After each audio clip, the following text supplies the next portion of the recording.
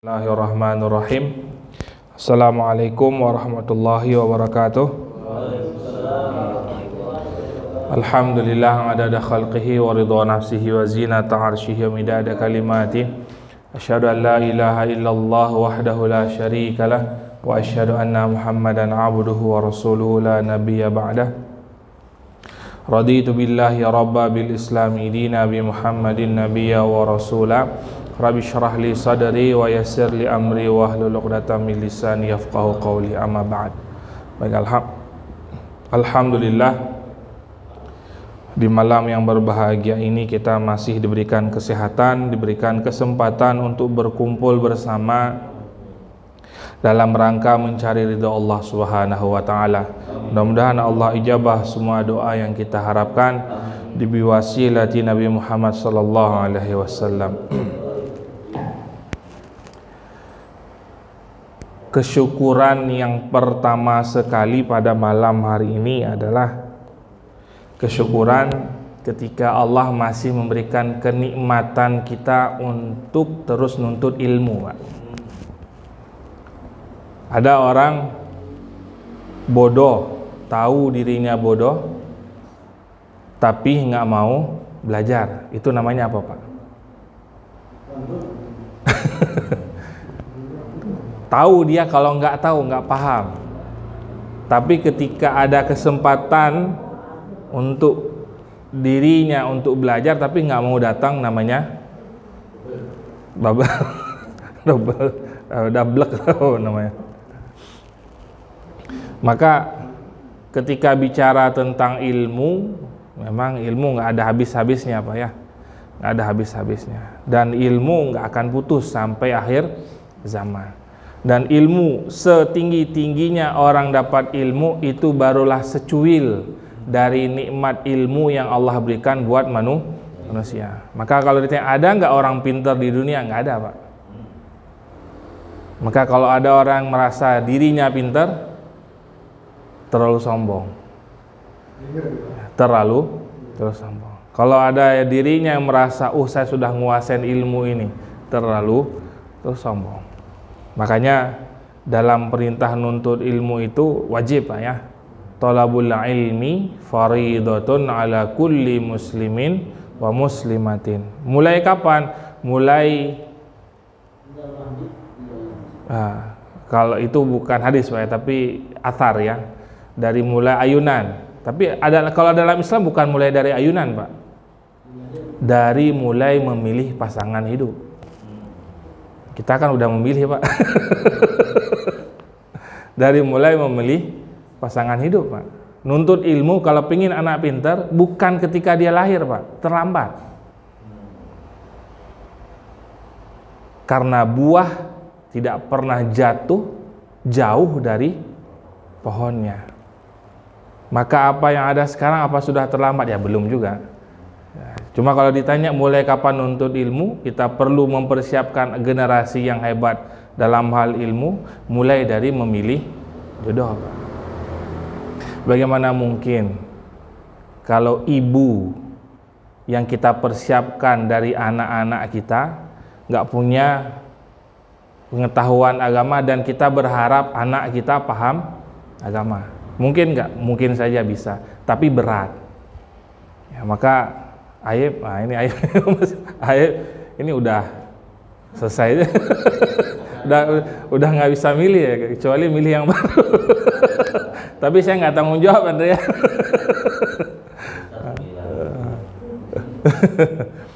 Jadi mulai dari memilih pasangan, kemudian ketika ketika membuatnya ada doanya, Pak, ya.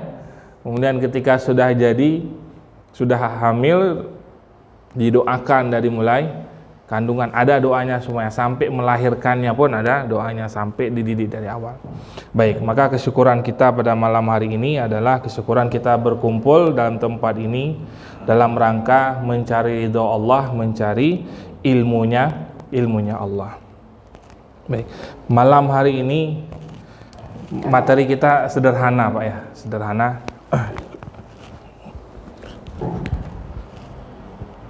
Tapi saya khawatir sederhana tapi berat nih, Pak. Sederhana tapi Berat. Kalau ada pertanyaan, Pak, siapa Tuhan kita, Pak?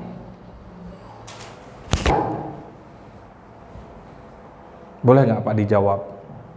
Yang kita kenal, kita mengenal Allahu Rabbi.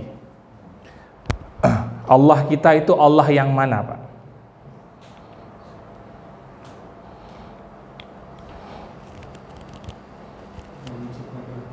Yang menciptakan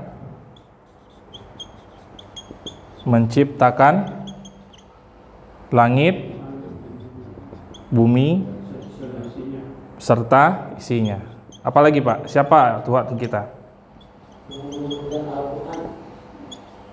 Yang menurunkan Al-Quran.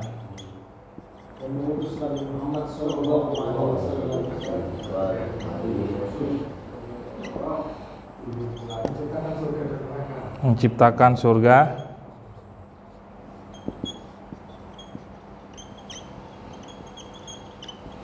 Nanti ini kita konfirmasi dengan Quran, Pak. Surga dan neraka. Apalagi, Pak? Menghidupkan yang menghidupkan dan kalau menghidupkan berarti dan mematikan, Pak ya. Kemudian tadi ada Pak Yono, Pak, yang menciptakan, Pak ya. Yang maha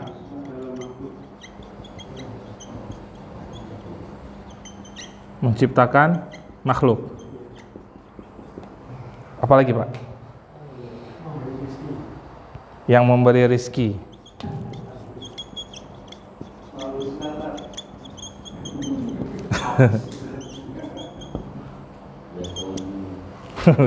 Simpulan Asmaul Husna. Selesai. Mengutus Nabi, menurunkan Al-Quran, yang mengutus Nabi dan Rasul.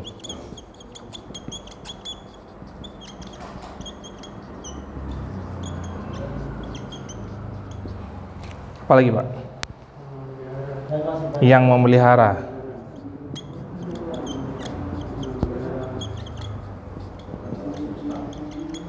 Yang memelihara alam, berarti Pak ya. Ini saya buletin, Pak. Ini nanti ada pembahasan. Kalau saya lupa tolong diingetin ya. Ini karena ada pembahasan tambahan nanti. Ada lagi, Pak? Yang tidak beranak dan tidak diberanakan. Nah. Yang tidak beranak dan diperanakan. Baik, cukup dulu Pak ya? Cukup. Baik.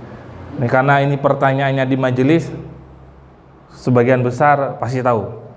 Karena kalau pertanyaannya di tempat lain, Pak, cuma tuh Allah, ya Allah yang menciptakan, udah selesai. Nah, malam hari ini saya awali dengan pertanyaan seperti ini karena kita akan coba kupas, karena kita masih dalam surat Al-Baqarah, Pak ya. Masih dalam surah Al-Baqarah, pembahasannya tadabbur ayat di surah Al-Baqarah. Kita akan kupas malam ini ayat 255. Apa tuh, Pak? 255. Waduh, maaf Pak Sanata nih, jadinya apa, Pak? Ayat kursi. Hafal semua Pak kita ayat kursi ya. Yuk, bismillahirrahmanirrahim. Allahu la ilaha illa huwal hayyul qayyum. La ta'khudhuhu sinatu wa la naum. Lahu ma fis samawati wa ma fil ard.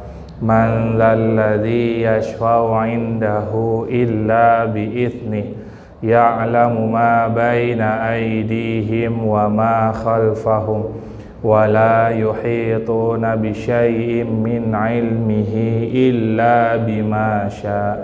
Wasi'a kursiyyuhus samawati wal ard wa la ya'uduhu hifdhuhuma wa huwal aliyyul azim. Dalam ayat kursi ini Pak, Allah memperkenalkan dirinya dengan 10 sifat beliau, dengan 10 sifat zat Allah. Ayat kursi yang kita hafal tadi itu, nah nanti kita akan coba kupas satu-satu. Ada 10 disebutkan. Ini tadi berapa? 9. Sebahagian masuk yang di sini, ada juga yang enggak disebut karena memang Allah memperkenalkan dirinya di banyak ayat, tapi khusus di ayat ini ada 10. Ibaratnya ketika kita ngelamar kerja kan biasanya kita bikin kurikulum vitae gitu Pak ya. Nah, di ayat kursi ini Allah mengenalkan dirinya. Nah, sebelum masuk ke pembahasannya, kita coba kupas sedikit dulu tentang keutamaan dari ayat kursi. Apa Pak keutamaan ayat kursi? Yang biasa kita tahu, umum kita kenal. Ngusir jin Pak ya. Itu yang paling masyhur Pak ya. Pokoknya kalau ada yang kesurupan, ayat kursi. Kalau lewatin kuburan, ayat kursi. Kalau lihat ada yang putih-putih, ayat kursi. Pak Cardi lewat. Pak Cardi yang lewat ya. Padahal. Nah, kalau ketika takut, ayat kursi. Betul nggak? Betul, benar. Karena itu memang ada riwayatnya disebutkan dan sering kita kisahkan itu. Nah, sekarang yang lain Pak. Apalagi Pak, ayat kursi itu kenapa istimewa? Buat ruqyah, ya betul. Itu ngusir jin tadi Pak. Ada lagi Pak, ayat kursi ketika dibacakan sebelum tidur, ya, dibacakan sebelum tidur Pak. Ketika dibacakan sebelum tidur, maka pada malam hari itu isi rumah itu akan terjaga dari kejahatan malam. Isi rumah itu Pak. Nanti nggak perlu sapam lagi Pak. Gimana, sepakat Pak? Nah, enggak Pak, enggak begitu. Enggak begitu pemahamannya. Sapam itu kan ikhtiar manusia. Ikhtiar kita sebagai manusia. Tapi ketika kita berserah diri kepada Allah, sebelum tidur kita baca ayat kursi, maka pada malam hari itu, kalau Allah takdirkan kita ada musibah pada malam itu, Allah jauhkan. Kemudian apa lagi keutamaannya? Kalau seandainya malam itu ajal kita, disebutkan dalam riwayat hadis, maka yang mengatur sakaratul maut kita itu langsung Allah turun. Cara matinya orang ini jangan begitu. Cara wafatnya orang ini yang baca ayat kursi tadi itu, matinya begini-begini. Siapa yang ngatur? Allah. Kira-kira kalau Allah yang ngatur akan menyiksa enggak? Enggak. Allah janji dalam Al-Quran tidak pernah akan menyiksa hambanya. Tidak pernah, bukan menyiksa, tidak pernah menzolimi hambanya. Kalau menyiksa ada, kalau bagi orang-orang yang kafir. Tapi kalau menzolimi itu jahatin gitu. Enggak salah apa-apa dijahatin, itu kan menzolimi. Kalau azab karena salah mereka sendiri, makanya diazab. Tapi kalau menzolimi, Allah janji dalam Al-Quran, Allah tidak pernah menzolimi hambanya. Maka barang siapa yang rutin baca ayat kursi, wafat dia malam itu, maka Allah yang mengatur bagaimana ia meninggal. Lainnya apa lagi Pak? Hah? Selesai wudu, baca ayat kursi. Selesai sholat, ya. Barang siapa yang membaca ayat kursi kulla duburi sholatin, setiap selesai sholat, maka tidak ada penghalang baginya dengan surga melainkan kematian. Selesai setiap sholat Pak. Gimana? Udah rutin kita baca Pak? Insyaallah. Alhamdulillah. Jadi tambah lagi Pak.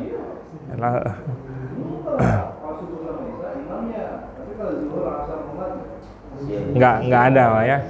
Nah, boleh itu kita usulkan gitu ya. Ayat kursi jangan lupa gitu. Karena kita kalau nggak dipimpin kadang-kadang lupa sendiri gitu, lupa. Tapi kalau udah dipimpin kan, oh ya, lupa. Ingat kita. Apa itu? Karena barang siapa yang membaca ayat kursi setiap selesai sholat, tidak ada penghalang bagi dia dengan surga melainkan kematian. Maksudnya selesai meninggal langsung disuguhkan surga semuanya, Pak. Disuguhkan yang indah-indah. Walaupun masih di alam barzah, yang dia lihat semuanya surga.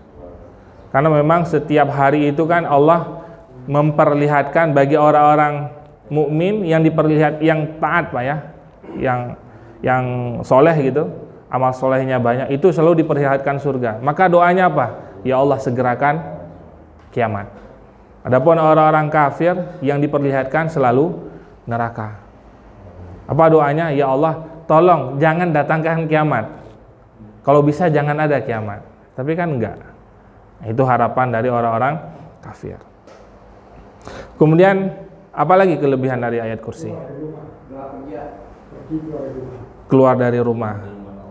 Barang siapa yang membaca ayat kursi pada malam hari atau ketika dia ada aktivitas keluar, maka musibah-musibah itu akan jauh, termasuk binatang berbisa.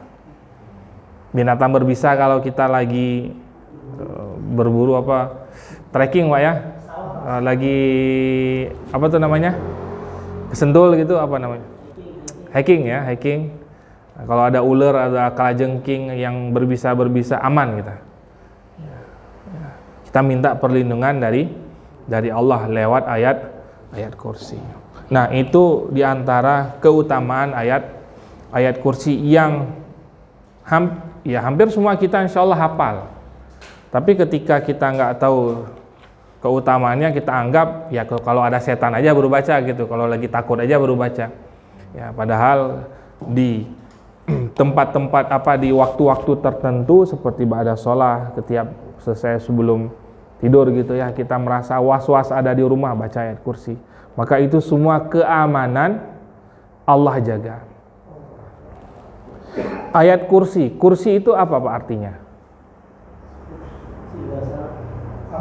Kursi kalau bahasa Arab di Indonesia kan ya kursi gitu ya.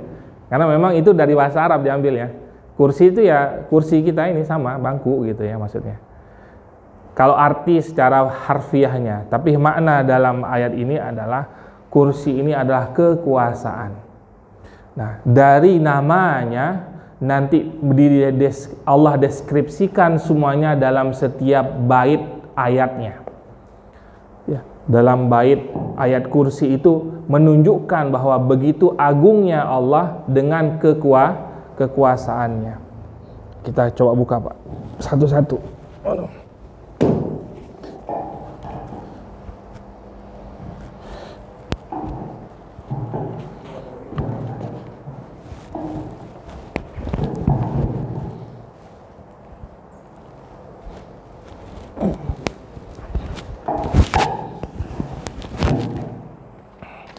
Bismillah.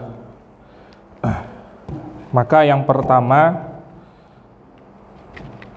Allah menjelaskan dalam ayat kursi ini, Allahu la ilaha illa huwa. Allahu la ilaha illa, bahwa Allah adalah Tuhan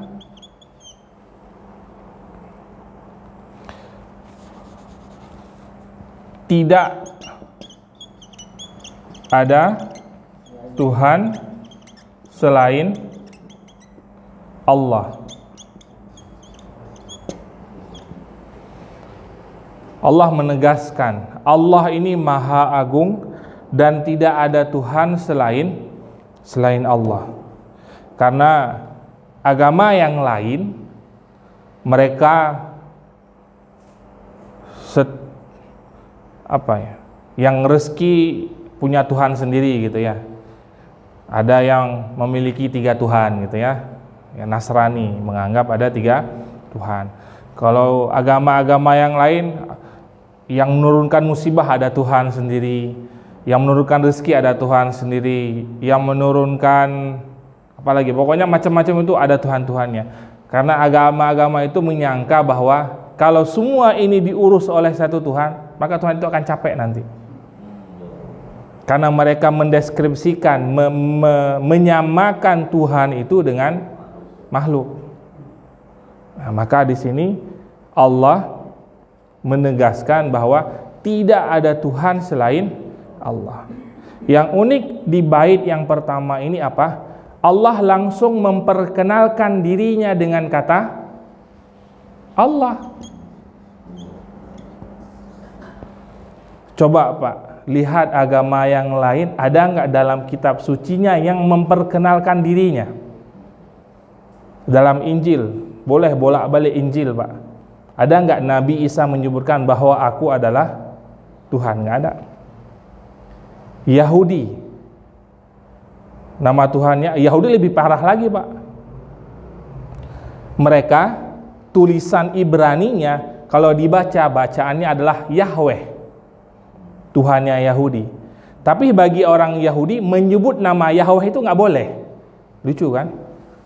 Kan kalau Bapak pernah lihat tulisan Allahnya Yahudi gitu ya, apa Tuhannya Yahudi, itu kalau dibaca dalam bahasa Ibrani bacaannya adalah Yahweh. Tapi mereka nggak boleh membaca nama itu. Paham maksudnya Pak? Dari artinya apa? Mereka beribadah dengan agama itu, tapi mereka nggak boleh menyebut nama Tuhan mereka. Tapi Islam, Allah langsung memperkenalkan dirinya dengan sebutan Allah. Siapa Tuhan kita? Allah. Dalam ayat yang lain, Anallah, langsung disebutkan, aku adalah Allah. Maka ketika kita punya anak masih kecil-kecil, pertama sekali yang perlu kita tanamkan, kita kenalkan siapa Pak? Allah. Makanya orang tua kita ini Pak ya, pinter-pinter orang tua kita zaman dahulu Pak. Ketika nidurinnya La ilaha illallah, atau dengan syair-syair.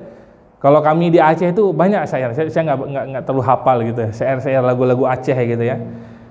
Kalau lihat ada ibu lagi nidurin anaknya itu seneng saya dengarnya. Karena pasti lantunannya itu lantunan syair. Nah, yang hari ini nidurin anak gimana Pak Hadi? Pakai TikTokan Pak. Mobil TikTok. Ibu-ibu yang hari ini itu ketika nggak punya ilmunya, ditidurin anaknya pakai ya lagu-lagu nggak menanamkan nilai keimanan. Ya kan masih kecil ini, karena kecil lah, karena apa yang dia dengar dia tangkap semuanya. Mungkin hari ini dia belum bisa ngomong, tapi dalam memori otaknya sudah direkam, udah kerekam semuanya. Maka ketika anak badung, ketika anak disuruh sholat susah, jangan salin anak dulu. Bisa jadi gara-gara kita dulu. Bisa jadi cara kita mendirinya, kita nggak mengenalkan ia dengan Allah. Terus tiba-tiba kita nyalahin anak, dosa anak apa? Ya, dosa anak apa? Baik, ini bait yang pertama. Allahu la ilaha illa. Dialah Allah yang tidak ada Tuhan selain, ya, atau tidak ada Tuhan yang disembah selain Allah. Bait yang kedua, Huwal Hayyul Qayyum. Dialah Allah yang maha Hayyun itu maha menghidupkan. Qayyum itu apa? Terus menerus. Nah, ini menarik nih. Apa maksudnya? Qayyum itu apa? Poinnya di qayyum Pak. Dari awal penciptaan manusia sampai hari ini, Allah terus menghidupkan manusia. Dalam satu hari Pak, kalau boleh kita hitung berapa banyak manusia yang terlahir baru hidup, berapa banyak pohon yang tumbuh, berapa banyak hewan yang lahir, berapa banyak kuman-kuman yang membelah diri, miliaran.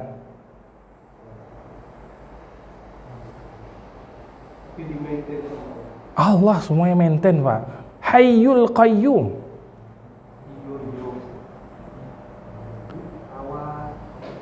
Kita merinding kan Pak ya. Bukan per hari, per detik gitu Pak ya. Per detik berapa banyak itu yang lahir, bisa cek rumah sakit seluruh dunia gitu. Belum lagi hewan, belum lagi pohon-pohon yang tumbuh, itu kan dihidupkan semua oleh Allah. Dan bait ini juga mukjizat nih Pak. Tapi mungkin gak sembarang orang pakai, nabi yang pasti. Ketika Nabi Musa melempar tongkatnya, ya Hayyu ya Qayyum, jadi ular. Ketika Nabi Isa menghidupkan orang yang sudah meninggal, ya Hayyu ya Qayyum. Kalau Pak Hadi baca itu dampal. Nah, ini buat Nabi Pak ya, kalau buat kita mungkin jauh lah ya, nggak sampai ke sana. Tapi kalimat ini huwal hayyul qayyum memiliki makna cukup besar sekali. Maka kalau kita pikir-pikir, Masya Allah,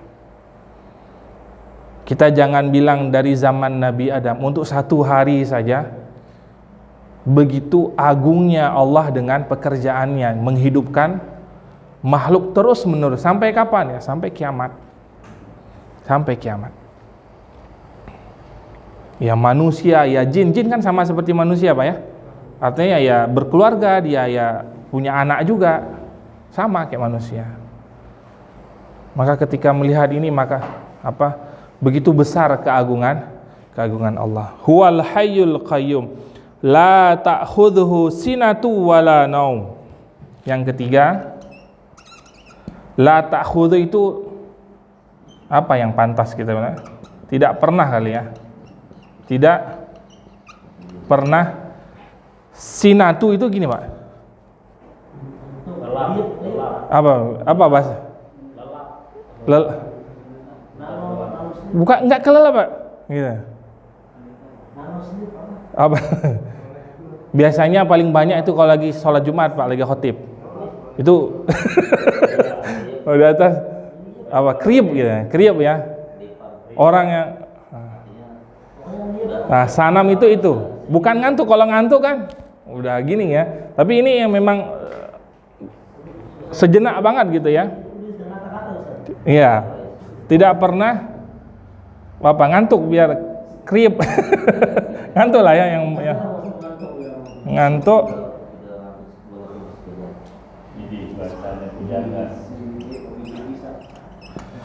Kalau bahasa ininya, Allah itu tidak, jangankan tidur, ngantuk aja nggak pernah. Jangankan tidur, ngantuk aja tidak pernah. Satu hari Nabi Musa pernah terbesit dalam hatinya, Allah itu capek nggak ya? Allah itu ngantuk kali ya? Terbesit seperti itu. Allah Maha tahu. Allah tahu apa yang terbesit dalam hati hamba. Sebelum kita lakukan, terbesit saja sudah tahu. Maka Allah utus Jibril, malaikat Jibril bertemu dengan Nabi Musa. Ketemu Nabi Musa, oleh malaikat Jibril nggak diceramahin Pak, nggak diapain, langsung, wahai Musa, tolong pegang bejana ini, tolong pegang. Oleh malaikat Jibril dihembuskan ngantuk sejenak. Langsung bejana yang dipegang ini jatuh pecah Pak. Jatuh pecah. Dari situ Nabi Musa diingatkan, dinasihatin oleh Jibril, wahai Musa, kebayang kalau seandainya Allah itu ngantuk, apa yang terjadi Pak? Maka akan ada bumi revisi Pak. Bumi update, mana yang kemarin udah hancur. Yang kemarin udah tabrakan, yang kemarin udah bablas malaikat. Maka bagi orang yang beriman, dampaknya apa Pak? Tidak mungkin orang yang yakin Allah tidak pernah tidur dia akan melakukan maksiat karena Allah memantau apa yang ia kerjakan. Ngeri Pak ya. Kita dengan manusia ketika kita lagi berbuat dosa, berani nggak dilihat Pak? Maksudnya dilihat langsung begini kita pasti nggak berani gitu ya di depan manusia.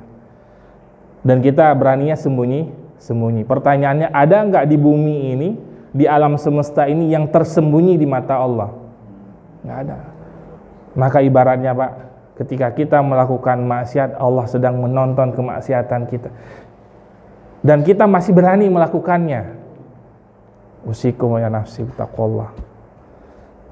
Berapa banyak maksiat selama ini yang sudah kita lakukan Pak, yang Allah ngelihat langsung Pak perbuatan maksiat itu. Dan ada orang yang merasa bangga dengan kemaksiatannya. Astaghfirullahaladzim. La ta'khudhuhu sinatu wala naum. Kita sampai di ayat itu, ya Allah, banyak sekali maksiat yang kulakukan atas kekhilafanku, dan itu tidak luput dari pandanganmu. Jelas engkau melihat maksiat itu. La ta'khudhuhu sinatu wala naum. Kemudian udah berapa Pak? 3, 4. Nah, lahu yang ke 4 Pak ya. Lahu ma fis samawati wa ma fil ard. Allah yang memiliki, ini tadi ada ya, menciptakan apa? Nomor berapa tadi? Menciptakan langit dan bumi beserta isinya. Ini menciptakan. Ya inilah, samalah, hampir sama ya. Ya, Allah yang memiliki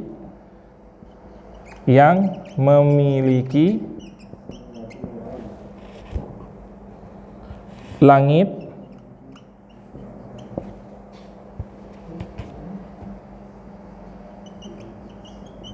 dan bumi beserta isinya.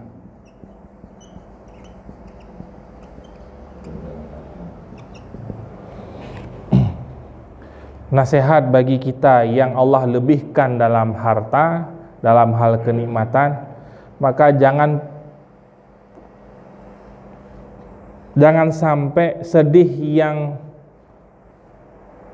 berlebihan ketika nikmat yang Allah berikan kepada kita diambil atau hilang dari kita, karena itu bukan milik kita. Ada enggak ayat, ada enggak hadis atau apa menyebutkan bahwa yang Allah kasih itu adalah milikmu? Enggak ada Pak ya. Itu di ayat, di hadis menyebutkan apa? Itu titipan. Maka yang kita punya hari ini titipan semua Pak. Titipan semuanya. Maka ketika Allah ambil, ya udah, inna lillahi wa inna ilaihi rajiun. Sesungguhnya yang kita miliki ini milik Allah. Jadi kalau Allah ngambil, ya udah diambil sama yang punya. Apa hak kita untuk marah? Kalau ibaratnya ya, kita sekarang apa? Ya, tukang parkir Pak. Pernah nggak tukang parkir marah-marah Pak? Marah-marah gara-gara kita ambil mobil kita bawa pulang? Nggak ada kan Pak ya? Nah, maka begitulah kurang lebih lah gambarannya ya. Bagaimana Allah nitipkan barang-barang mewah tadi. Tukang parkir kan dari mulai hal kendaraan biasa gitu ya sampai yang paling mewah. Ketika diambil, ya udah seneng-seneng aja, nggak ada masalah. Seneng malah diambil Pak ya, karena dapat upah gitu ya. Seneng malah diambil. Sebagaimana halnya Nabi Ayub. Iblis sangat-sangat iri dengan Nabi Ayub atau apa ya? Allah selalu membanggakan. Pada zaman itu Allah memuji Nabi Ayub luar biasa. Iblis nggak terima, ya Allah, ya wajarlah Nabi Ayub itu, ya dia nggak panggil Nabi kali ya, wajarlah Ayub dia taat beribadah padamu karena semuanya punya istri, punya anak, punya harta, punya kekuasaan. Kata Allah, oh maksud kamu pengen nguji kalau nikmat itu diambil maka dia akan berkurang kualitas imannya. Iya, pastinya begitu, kata iblis. Ya udah, aku izinkan kamu. Mau ngapain? Yang pertama dilakukan apa, Pak? Anaknya Nabi Ayub dalam satu waktu gitu ya, meninggal semuanya. Sedih nggak Nabi Ayub? Ya sedih sebagai manusia biasa. Tapi apakah kualitas ibadah beliau berkurang? Sedikit pun nggak berkurang. Ya, iblis menyerupai manusia datang, wahai Ayub, Tuhanmu udah nggak sayang sama kamu. Anakmu udah meninggal semua, nggak punya anak lagi kamu. Apa kata Nabi Ayub? Anak ini adalah titipan Allah, amanah yang Allah titipkan kepada aku. Ketika Allah ambil, ya udah itu punya Allah. Berarti aku udah nggak ada tanggung jawab lagi untuk ngurus. Ya udah selesai tanggung jawab. Pusing iblis, Pak. Diuji lagi. Oh ya Allah, oh mungkin bukan anak, karena hartanya. Ya, karena harta. Karena kekuasaannya. Ya, karena kekuasaan hartanya. Diuji lagi. Begitu juga. Hilang hartanya, habis hartanya. Juga enggak berkurang kualitas imannya. Sampai yang terakhir adalah dengan kesehatannya. Diuji Nabi Ayub dengan kesehatannya. Istrinya minta cerai semua, Pak. Tinggal satu. Ya, tinggal satu. Sampai minta sama, wahai Ayub, wahai Nabiullah gitu ya, wahai Nabiullah. Engkau adalah utusan Allah yang apabila engkau berdoa pasti akan Allah kabulkan doamu. Mintalah doa sama Allah agar Allah sembuhkan penyakitmu, karena penyakit ini kita diusir. Karena penyakit ini kita diasingkan, enggak boleh lagi tinggal di kampung karena bau. Apa Nabi Ayub bilang?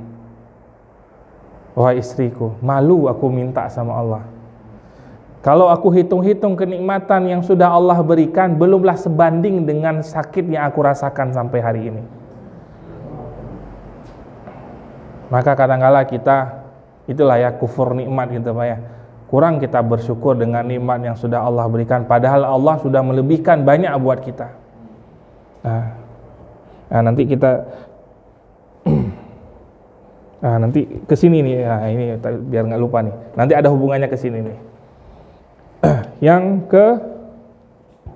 keempat, yang kelima Pak ya. Lahu ma fis samawati wa fil ard. Man dzal ladzi yashfa'u indahu illa bi izni. Bahwa tidak ada yang dapat memberi syafaat selain, tidak ada yang dapat memberi syafaat di sisinya tanpa izin Allah. Syafaat.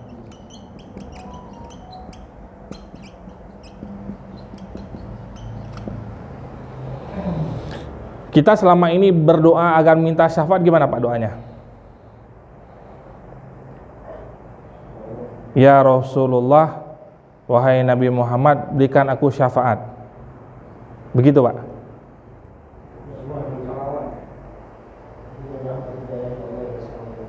Nah, gini maksudnya gini. Nabi Muhammad tidaklah memberi syafaat kepada siapapun melainkan siapa yang diizinkan oleh Allah. Maka ketika kita minta mendapatkan syafaat Nabi Muhammad, mintanya ke Allah gitu. Ya, mintanya ke Allah. Ya Allah, isfa'ni bi Nabi Muhammad. Ya Allah, berikan syafaat. Ya Allah, awali dulu ya Allah. Bukan wahai Nabi Muhammad enggak begitu. Berarti kita melangkahi ini. Karena yang berhak memberi syafaat hakikatnya adalah Allah, biwasilah lewat perantara Nabi Muhammad, biwasilah lewat perantara Al-Quran, biwasilah perantara anak yang hafal Quran, biwasilah orang yang mati syahid, biwasilah macam-macam lagi, kan banyak itu Pak ya, yang orang yang bisa memberi syafaat buat orang lain. Nah semuanya itu dengan izin Allah.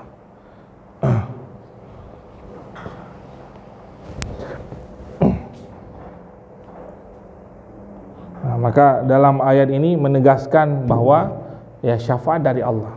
Maka dari situ apa aja yang sudah, yang kita senang maulidan, ya Allah jadikan kesenanganku ini dengan maulid, ya, Nabi Muhammad memberi syafaat buatku. Kita senang baca Quran, Ya, Al-Quran sendiri dalam hadis disebutkan Iqra'u al-Quran fa innahu ya'ti yaumal qiyamah syafi'an li ashabi. Baca Quran karena Al-Quran nanti akan datang hari kiamat memberi syafaat bagi ahlinya, bagi orang yang baca Quran.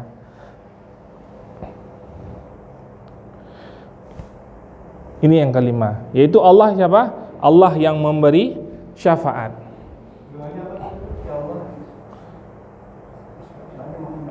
Allahumma ishfa'ni bi Nabi Muhammadin. Allahumma ishfa'ni. Ya Allah, berikan syafaat kepadaku lewat perantara Nabi Muhammad. Kemudian yang nomor 7,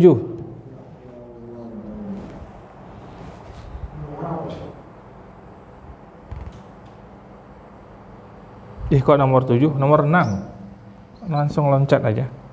Nomor 6. Man dzalladzi ya'lamu ma baina aydihim wa ma khalfahum. Mengetahui yang di depan ataupun belakang. Pertanyaan, Pak. Kita mengetahui nggak semua yang ada di depan kita? Enggak. Semua yang di depan kita tahu nggak, Pak? Tidak. Nggak tahu. Enggak, yang terlihat di mata kita tahu nggak? Tahu. Yakin, Pak? Ada batasnya, Pak. Semua yang di depan kita tahu nggak, Pak? Insyaallah tahu. Insya Allah tahu. Iya. Yakin, Pak? Iya. Contoh kita ketika naik mobil, maksudnya di depan kita nggak tahu ada apa di depan itu.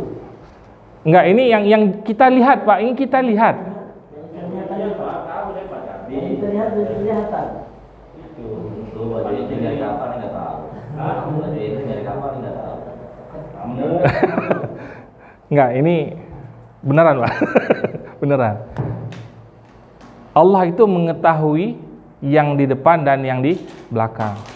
Dan kita, semua yang kita lihat belum tentu kita tahu, Pak.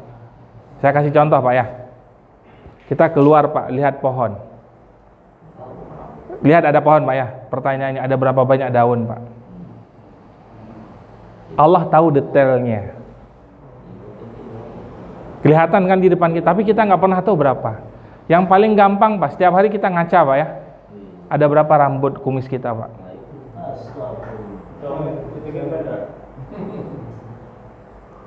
Kalau kita kurang kerjaan, tapi Allah tahu.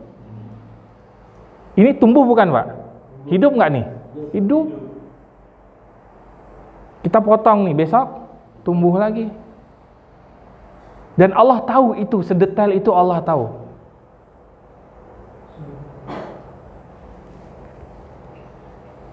Air, Pak, yang kita minum, Pak. Yakin nggak itu bersih, Pak? Maksudnya bukan bersihnya, apa namanya? Yakin nggak ada apa-apa di dalam situ? Nggak bisa ngelihat kita kecuali pakai alat bantu gitu ya, mikroskop atau apa gitu, dibesarkan berapa kali. Tapi Allah tanpa pakai mikroskop tahu yang ada di situ. Itu tadi kembali ke tadi, Pak. Ketika kita meyakini ayat ini, begitu takutnya kita ketika akan melakukan maksiat. Hal yang nggak terlihat, yang di depan kita saja kita nggak bisa melihat, tapi Allah bisa melihat apa yang di depan, apa yang di belakang. Atau pertanyaan sederhana begini lagi, Pak. Tahu nggak kita minggu kemarin, di hari Rabu minggu kemarin gitu ya, jam segini lagi ngapain? Nggak pernah tahu. Tapi Allah tahu semuanya. Dan itu nanti dihadirkan. Apa yang kita lakukan, tidak ada satu pun yang telah kita lakukan tidak tercatat. Tidak ada satu pun, Pak. Tidak ada satu pun yang sudah kita lakukan tidak tercatat, dan itu semua akan di recall, datang lagi nanti, dengan, kalau hari ini kita senang ke bioskop, Pak, kita nanti akan melihat bioskop kita sendiri, pemeran utamanya kita. Maka nggak aneh ketika orang-orang soleh ketika ia meninggal tersenyum wajahnya. Kenapa? Yang dia lihat semuanya yang baik. Pada saat sakaratul maut itu hadir Pak semuanya itu. Datang semua itu kebaikan-kebaikan yang biasa kita lakukan, waduh senyum kita. Kenapa? Yang sedang melakukan kebaikan. Tapi kalau maksiat-maksiat yang banyak kita lakukan, yang hadir juga pasti kemaksiatan itu. Makanya ketika orang melihat maksiat, gimana ya rasanya? Pemerannya kita Pak, pemerannya kita. Makanya ketika meninggal tapi bukan tolak ukur Pak ya. Dari wajah orang meninggal, sekilas kita bisa melihat ini meninggalnya dalam keadaan baik atau husnul khotimah atau dalam keadaan kok susah sekali ya, raut wajahnya itu kayak orang capek, orang ketakutan, orang kesakitan. Dari wajahnya kan kelihatan Pak ya. Orang baru meninggal kan terlihat banget tuh wajahnya. Nah, maka yang dapat kesempatan ngurus jenazah, banyaklah berdoa ketika melihat orang yang wafatnya dalam keadaan seperti orang tidur Pak. Ini meninggal apa tidur ya? Kita ingin mendapatkan keberkahan dari orang yang soleh. Kan kita orang soleh kan sekarang kan kalau dibilang ustadz soleh kan nggak semuanya. Atau semua ustadz pasti ini kan nggak juga. Maksiat kita yang terlebih tahu lah ya maksiat kita masing-masing. Baru ketahuan itu soleh nggak soleh ketika sudah meninggal. Baru ketahuan amalnya di situ. Kalau sekarang kan karena aib aja Allah tutupin nggak kelihatan. Coba kalau aib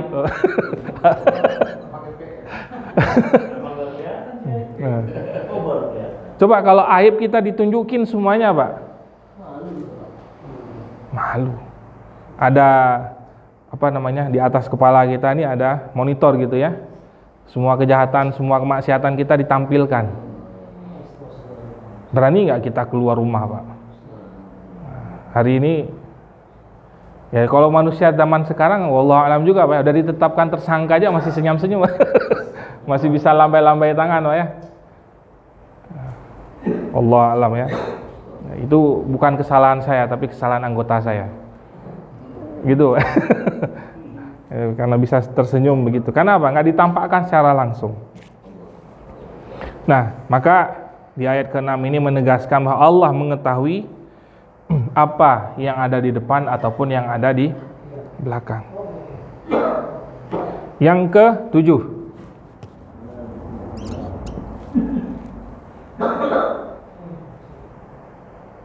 wala yuhituna bi syai'in min ilmihi illa bima syaa. Dan mereka tidak mengetahui sesuatu apapun tentang ilmunya Allah melainkan apa yang Dia kehendaki. Tidak ada yang tahu ilmu Allah selain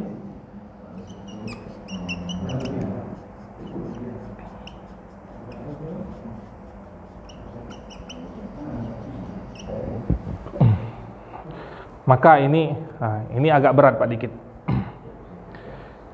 Jangan sampai pernah ketika kita memberikan amplop buat seseorang guru gitu Pak ya, kita ingin hargai ilmunya, nggak ada harganya Pak. Nggak cukup itu uang untuk hargain ilmunya. Kalau dihargain dengan uang terlalu murah. Sebesar apapun yang kita kasih terlalu murah. Karena ilmu Allah itu begitu mahal dan Allah pilih orang-orang yang dikasih.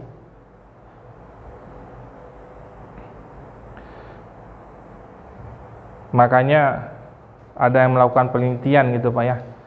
Ketika hiburan itu dihargain dengan harga yang mahal, dinilai dengan harga yang mahal, dan ilmu dihargai dengan nilai yang murah, maka jangan berharap bangsa itu akan berkembang. Jangan harap bangsa itu akan bangkit. Kalau hari ini negara kita gimana Pak? Hiburan itu mahal, terkenal gitu Pak ya. Zaman para jangan sampai zaman Nabi lah terlalu jauh. Zaman para imam mazhab. Ada nggak artis yang terkenal zaman itu Pak? Nggak ada. Zaman jangan terlalu jauh lagi, kesini lagi Pak, kita tarik Pak. Zaman Al-Fatih, Muhammad Al-Fatih, Turki Utsmani. Ada nggak artis yang terkenal yang kita kenal hari ini? Nggak ada. Yang terkenal siapa Pak? Ahli ilmu semuanya. Ahli ilmu. Maka ketika ahli ilmu nggak dihargain, jangan berharap di situ ada kebangkitan. Nah, beliau bukan dideportasi Pak. Memang disuratin dari dalam, jangan masuk. Itu direcehkan gitu ya. Ilmu. Tapi semua diawali dari revolusi industri. Jadi saat itu lagi. Tapi sebelumnya itu sebelum tahun 1900 lah. Itu kan nggak ada. Hiburan itu nggak ada ya? Nggak ada ya.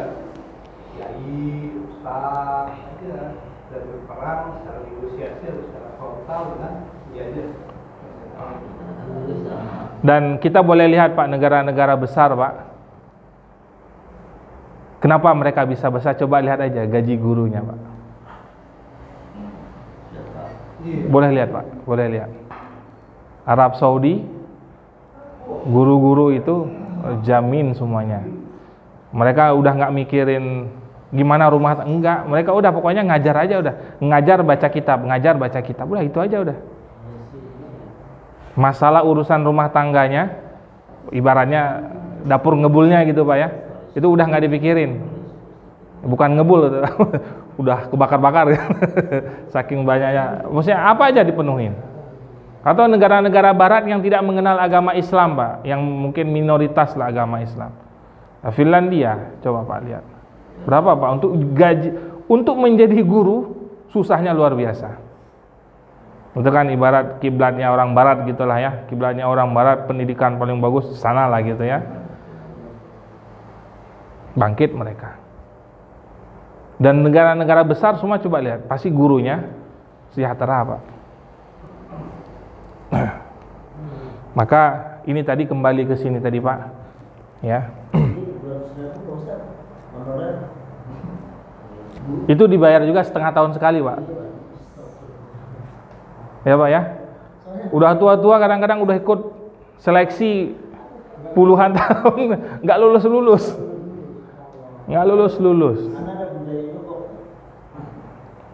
Ya Allah. Tapi itulah Pak ya, ketika ilmu nggak dihargain, musibah buat bangsa itu. Kalau boleh diskusi sih tentang pendidikan itu, kalau saya pribadi ya takut karena anggaran APBN buat pendidikan itu 20% itu besar, tapi tidak maksimal. Apalagi Enggak. kalau kayak ya itu diratul juga nggak penuh. Tapi kemudian saat kemudian atau bulan itu lebih 100.000 di mall itu lebih sedikit, jumlahnya sangat sedikit, 100.000 di mall daripada 100.000 di mall. Ini kalau Konser Pak, apalagi konser, kalau konser banyak tiket jutaan, bela-belain. Kajian ilmu gratis Pak, nggak usah bayar, dateng aja. Kosong. ya, yang bisa kita lakukan di format-formatnya berjuang itu. Tapi mungkin ada yang lain dari sisi penguasa. Ya. Mikir pendidikan lah, ya. Anakku besok mau jadi apa? Asal saya cuma berpikir. Itulah di ini tadi Pak ya, di ayat ini Allah. Maka ketika kita melihat ada orang yang diberi ilmu, ya, guru-guru kita lah ya, guru-guru kita, habaib, ulama-ulama, benar-benar ta'zim lah kita. Walaupun mereka ada kurang-kurangnya, tutupin dah kurangnya. Ketika kita pernah dapat ilmu dari mereka, udah jaga mereka. Ya, jaga. Karena Imam Asy-Syafi'i berwasiat seperti ini. Al-ilmu nurun wa nurullahi la yuhda lil asi. Ilmu itu adalah bagaikan cahaya, dan cahaya Allah tidak pernah Allah kasih bagi orang yang ahli maksiat. Imam Syafi'i juga pernah ngajarin dalam wasiat beliau yang lain ya. Untuk mendapatkan ilmu ada 6 perkara yang perlu dijaga. Akhi lan tanalal ilma illa bisittatin saumbika bibayanin an tafsiliha.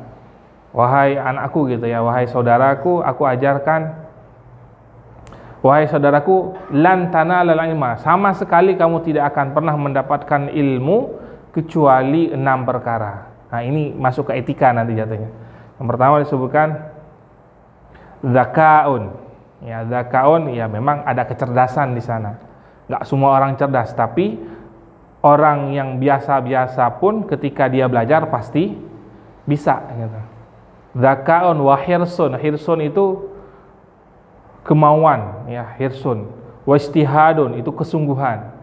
Ada mau, ada kesungguhan. Wa hirsun wa ijtihadun. Wadirhamun, dalam belajar itu pasti ada biaya. Wadaka, wah ini yang paling penting nih. Wasuhbatul ustadi, ta'dim sama guru. Maka kalau kita belajar kitab Ta'limul Muta'allim, isinya apa Pak? Taat pada guru, tawaduan pada guru. Maka di dalam dunia pesantren salafi itu guru kiainya lagi duduk lagi ngopi gitu ya. Ketika santrinya lewat di depan rumah kiainya, takut Pak. Begitu segannya dengan, takutnya bukan takut dipanggil terus dimarahin, bukan. Karena ta'dim dengan ilmunya beliau. Nggak berani kita sembarangan berdiri tegap gitu ya. Hari ini anak kita apa ada guru.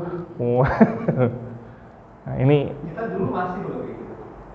Itu zaman kita itu masih kan. Dulu, tapi sekarang udah. Iya. Kita minimal kan kita pasti begini pamit gitu, permisi gitu ya, apa menundukkan rasa apa ya, hormat sama ininya.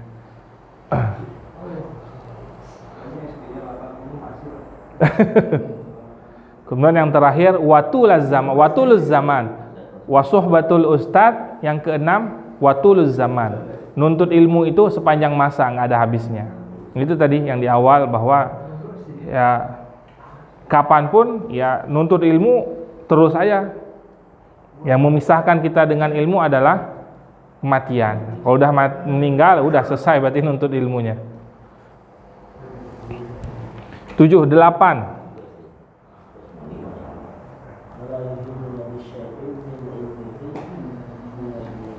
Yang 8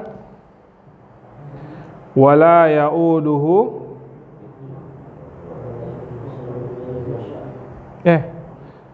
8 itu ini, wasi'a kursiyus samawati wal ard. Kursinya atau kekuasaannya Allah meliputi langit dan bumi. Kekuasaan Allah, langit dan bumi.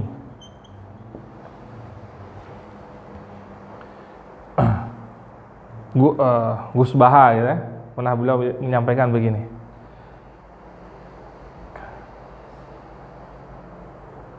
Saya merasa nyaman ketika punya Tuhan, punya Allah yang memiliki semua ini.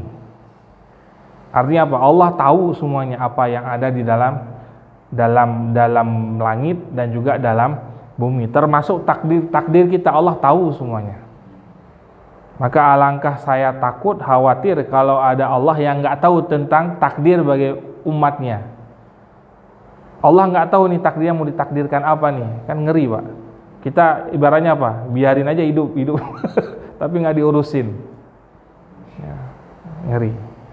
Maka kekuasaan Allah itu meliputi langit dan bumi. Maka Allah suka-sukanya Allah dan itu haknya Allah gitu ya. Makanya sifat sombong itu apa? Sifatnya Allah, dan manusia nggak layak pakai itu. Itu punya Allah. Allah boleh nggak sombong? Boleh banget, boleh. Manusia kelewatan kalau bilang sombong.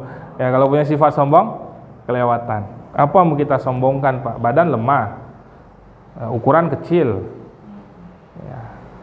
Harta pun terbatas, gitu ya. Umur juga singkat, gitu. Nggak ada yang bisa sombongin.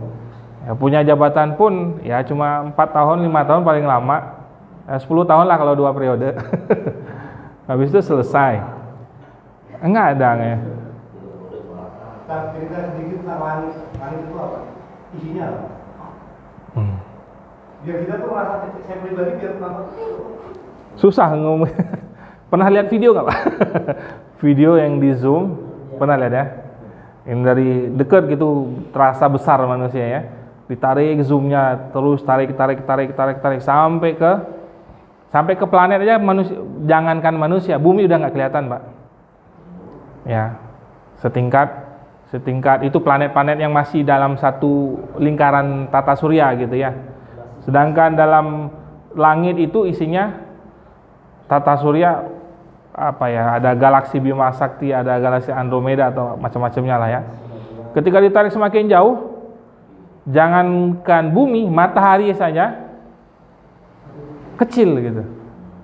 Kalau ditanya mana manusia, udah nggak kelihatan. Jangan bumi aja nggak kelihatan. Langit itu makanya kenapa dibilang ilmu yang Allah berikan itu sangat sedikit, karena manusia yang ada di bumi saja belum semua kita tahu, Pak. Mungkin sederhananya gampang, mungkin yang lautan lebih gampang di selemnya. Ternyata Pak, kapal selam kalau terlalu dalam hancur juga. Ada batasan kemampuan. Karena itulah, karena lemahnya manusia. Ada apa? Ukuran manusia bisa nyelam tuh sampai, kalau gambaran kita kan dalam kapal selam berarti aman dong gitu. Ternyata ketika semakin dalam tekanannya makin kencang. Makanya yang kapan itu yang kapal selam punya Indonesia itu yang hilang itu, ketika ditemukan gimana, Pak? Udah remuk ya, remuk, hancur lah karena tekanan air di bawah sana. Sama yang sederhana lagi yang bisa kita rasakan ketika naik pesawat, Pak. Gimana telinga kita, Pak? Nah, itu baru sebatas segitu gitu ya. Mungkin pernah lihat video ini, Pak ya, tes uji pilot pesawat, Pak. Ketika zero gravitasi itu, apa istilahnya itu kan langsung pingsan manusia. Itu baru sebatas yang langit yang baru kelihatan dengan mata kita itu. Ya. Ini apalagi semakin ke atas sana. Makanya kalau kita bilang dia pintar banget, terbatas lah pintarannya, terbatas. Kemudian nomor 9 ya, wala ya'uduhu hifzuhuma.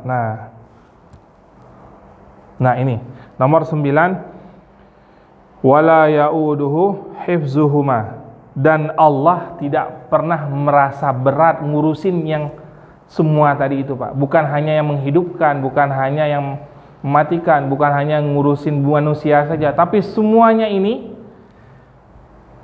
Allah lakukan tanpa merasa berat. Tidak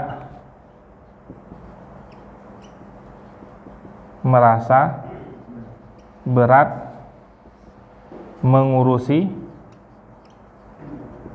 langit sama bumi.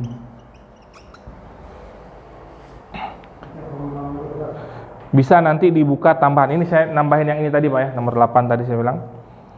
Di surah Ar-Rahman ayat 29. Apa yang Allah urusi ini yang satu poin aja. Yas'aluhu man fis samawati wal ard kulla yaumin huwa fi sya'n.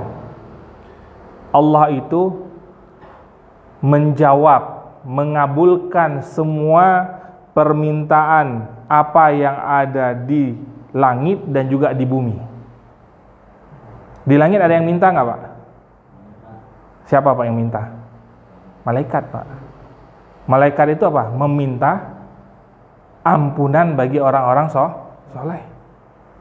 Malaikat itu meminta rezeki buat orang-orang soleh.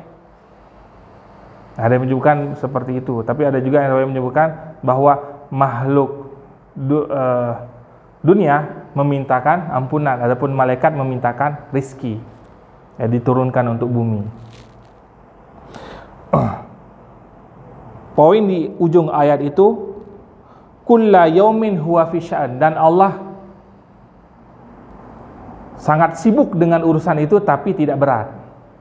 Setiap hari itu, Pak, ada berapa banyak manusia minta sama Allah, Pak. Makanya dalam hadis Nabi apa? Tidak ada satupun doa yang kita panjatkan Allah tolak. Semuanya doa pasti dikabulkan. Dan Allah mengabulkan semua itu setiap hari, Pak. Ada berapa banyak manusia, ada berapa banyak malaikat yang berdoa, ada berapa banyak tumbuhan hewan yang berzikir. Kan tumbuhan-tumbuhan seperti hadis tentang ini, Pak. Azan, sejauh suara itu terdengar, semua pepohonan, semua baik itu yang hidup ataupun yang kering memintakan ampun buat muazzinnya. Sejauh suara muazzin itu terdengar, maka semua pohon yang masih hidup ataupun pohon yang sudah kering memintakan ampunan buat. Makanya, Pak, kalau dibatasin gimana, Pak? Kalau bisa kencengin lagi. Ya, mungkin beliau belum baca hadis itu, Pak. Jadi nggak tahu, atau beliau dulu backgroundnya bukan muazzin, Pak. Ya, atau beliau Allah alam lah. Yang lainnya. Hah? Nah, yas'aluhu man fis samawati wal ard kulla yaumin huwa fi sya'an. Dan Allah setiap hari sibuk. Ya, sibuk dalam artian apa? Menyelamatkan manusia dari musibah yang dekat dengan dia. Maksudnya begini. Hari ini kita ada yang dapat musibah nggak, Pak? Maksudnya ada sesuatu yang nggak enak nggak, Pak? Nggak ada, Pak, ya. Tapi sebenarnya potensi musibah itu bisa datang nggak ke kita? Tapi hari ini nggak ada, kan, Pak? Artinya apa? Lebih banyak nikmat yang kita dapat atau lebih banyak musibah yang kita dapat? Maka musibah yang hari ini mungkin terjadi sama kita, Allah selamatkan semuanya. Karena nggak terjadi, maka kita nggak kelihatan, nggak merasa kita dapat musibah, sehingga kita lupa bersyukur. Padahal mungkin nggak, ini keluar kita tiba-tiba ke Seleo, ini jalan ke Seleo, atau dari rumah tuh mau berangkat motornya mogok, atau mau berangkat anak sakit nggak jadi berangkat, atau mau berangkat mati lampu, atau mau berangkat kuncinya hilang, atau mau berangkat, kan banyak banget tuh, Pak. Tapi hari ini Allah hindari itu semua dari kita. Maka kalau ditanya banyak nikmat yang Allah berikan kepada kita atau lebih banyak musibah yang dihindari, dua-duanya banyak, Pak. Dua-duanya kita dapat, Pak. Nikmat kita dapat, apa nikmat? Ya hari ini nggak ada kenapa-napa. Karena Allah sudah menghindari semua musibah yang mungkin terjadi hari ini bagi kita. Dan itu kadang kita jarang mengingat-ingat itu gitu, Pak, ya. Melupakan itu. Maka dalam doa bangun tidur apa, Pak? Diawali dengan apa? Alhamdulillah. Apa hubungannya doa ketika baru bangun tidur tapi sudah syukur sama Allah? Kalau orang yang nggak paham kan, ngapain kita bersyukur gitu kan?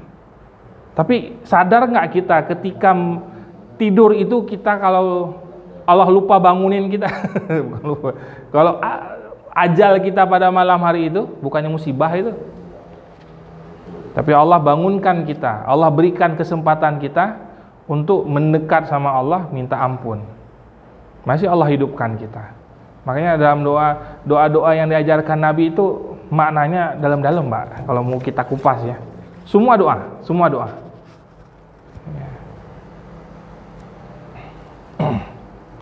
Kemudian yang terakhir, yang ke-10.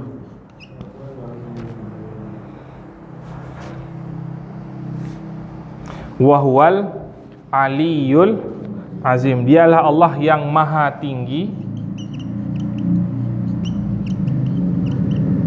Kemudian Maha Kuasa.